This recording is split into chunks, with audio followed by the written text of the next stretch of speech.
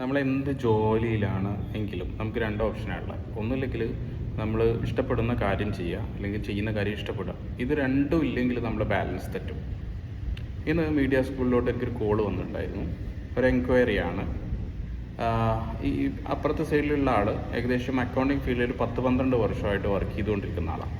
ഞാൻ മൂപ്പരോട് ചോദിച്ചു, അതായത് സീനിയറാണ് പുള്ളി. ഞാൻ ചോദിച്ചു, എന്തുകൊണ്ടാണ് നിങ്ങൾ കരിയർ സ്വിച്ച് ചെയ്യാനുള്ള പ്ലാൻ ഇടുന്നത്?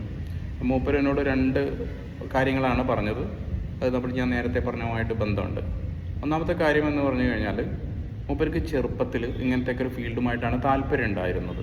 അതാണ് മൂപ്പർക്ക് ഇഷ്ടം ഉണ്ടായിരുന്നത്. പക്ഷേ അത് ചെയ്യാൻ പറ്റിയില്ല എന്നുള്ളതാണ്. അപ്പോൾ ഇപ്പോൾ അതിനെക്കുറിച്ച് ആലോചിക്കുകയാണ്. അപ്പോൾ അതിനെക്കുറിച്ചിട്ട് എന്തുകൊണ്ടാണ് ആലോചിക്കുന്നുള്ളതിൻ്റെ ഒരു ചെറിയൊരു എക്സാമ്പിൾ അല്ലെങ്കിൽ ചെറിയൊരു റീസണാണ് രണ്ടാമത്തെ കാര്യം.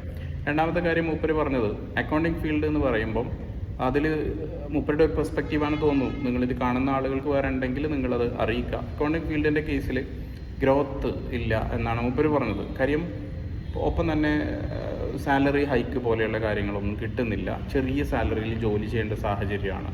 അതെന്തുകൊണ്ടാണെന്ന് വെച്ച് കഴിഞ്ഞാൽ, പുതിയ പിള്ളേരൊക്കെ ഒരുപാട് പെൺകുട്ടികളും ആൺകുട്ടികളും ഒക്കെ കടന്നു വരുന്നുണ്ട്. അവരൊക്കെ ചെറിയ സാലറിക്ക് വർക്ക് ചെയ്യാൻ റെഡിയാണ്.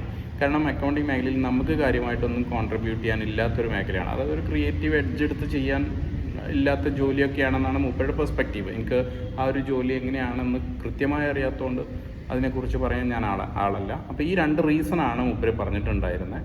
അപ്പോൾ നമ്മൾ ഈ കേൾക്കുന്ന ആളുകളിൽ നിങ്ങൾ സ്റ്റുഡൻസ് ഉണ്ട്, അല്ലെങ്കിൽ പുതിയൊരു മേഖലയിലോട്ട് എൻട്രി ചെയ്യാൻ നിൽക്കുന്ന ആളുകളാണ് എങ്കിൽ നിങ്ങളൊരു കാര്യം ശ്രദ്ധിക്കേണ്ടതെന്ന് വെച്ചാൽ, നിങ്ങൾക്ക് ഇഷ്ടപ്പെട്ട് ചെയ്യാൻ പറ്റുന്ന കാര്യങ്ങൾ ആദ്യം തിരഞ്ഞെടുക്കുക.